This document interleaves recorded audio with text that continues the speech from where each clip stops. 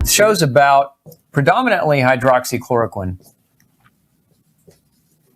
Now, this medication is, again, it's being used, it's being recommended, it's being used in hospitals, being recommended, it's being researched now as a treatment option for COVID-19.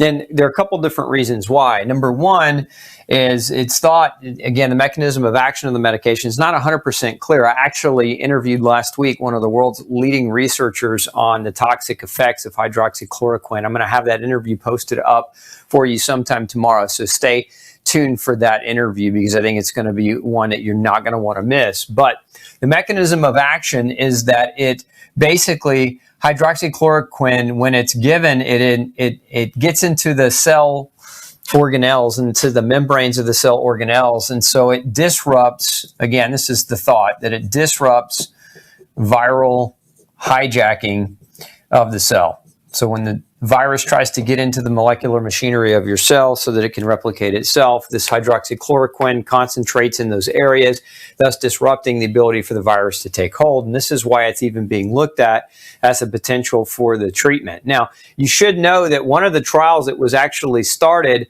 for the use of this medication in individuals with COVID-19 was stopped. And the reason why it was stopped is because this drug has toxicity impact. And so it's known to be a cardiotoxin. So cardiac toxicity, it can cause toxicity in the eyes, or retinal toxicity. And it's also a neurotoxin. And so this is what I wanted to warn you, because this happened a couple of weeks ago. There was a gentleman and his wife they basically were trying to take quinine in the form of chloroquine from some over-the-counter materials, and the man ended up dying. The woman ended up being hospitalized because this is a very, very toxic substance, and you don't want to just take it. And many people are talking, and there's a buzz about people taking it as a preventative, meaning take it to not get COVID. Terrible idea, in my opinion, and the reason why, again, is its potential for toxicity. You have to understand that this medication doesn't come without a cost. Now, some of you may already know about it, because many of you, if you've read No Grain, No Pain, you'll know that this is the same drug that's used to treat many people with rheumatological diseases. Things like lupus, it's a drug that's used to treat rheumatoid arthritis. So rheumatoid arthritis, lupus, JRA, juvenile rheumatoid arthritis. This drug, also known as Plaquenil, is oftentimes used to treat those conditions. And so because of its properties in helping to reduce pain. And so the dose, generally speaking, for an adult is 400 milligrams a day, which is somewhere between, really usually 200 milligrams the way the doctors write it, BID, which is Latin for bis and die, which just means twice a day. So the total milligram dose is 400 milligrams a day.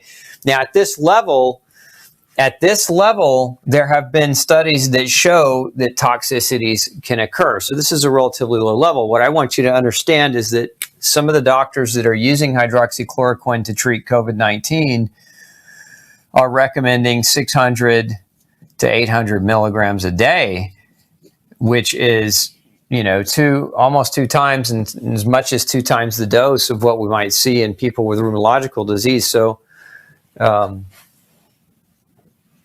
had the right letters there, 600 to 800. So again, much higher dosing, so much greater risk and much greater degree of the potential for creating a toxicity problem. Now, one of the problems with the medication from the neurotoxic perspective is that the damage can be permanent, meaning once the damage is done, there is no healing beyond it. In essence, when the damage is there, it's permanent. And so you have to, again, anytime you're thinking about using a medication or being prescribed a medication and making an intelligent decision about whether or not you should do it, you should understand that there is a risk, what's called a risk-benefit ratio, meaning does the risk of the side effects of the medication outweigh or is it greater than the benefit that the medication could provide? Now, I would say if you're on your deathbed and this is the last option that somebody's throwing at you, then, risk-benefit ratio is a little bit less important. But we're talking here about preventative use. Many people, again, are going to their doctors asking for these medications because what they're hearing in the mainstream media about these drugs. And I would just, again, highly discourage anyone from wanting to use it as a preventative measure simply because of the greatest capacity for the risk of toxicity. Again, stay tuned tomorrow. We're going to be rolling out the interview with Dr. Remington Nevin, who's arguably one of the world's leading researchers in quinine drugs, which is this class of drug, the quinines, the chloroquine and the hydroxychloroquine and some of the others. He's one of the world leading researchers in the side effects of, or the toxicity of these medications, and he's going to spell it all out for you tomorrow when we launch that special interview with, that's Dr. Nevin. So anyway, pay close attention to your subscription channel for the notification for that interview. So, hey, don't forget to check out the rest of the series right here. Make sure you hit subscribe below. And as always, thanks for tuning in.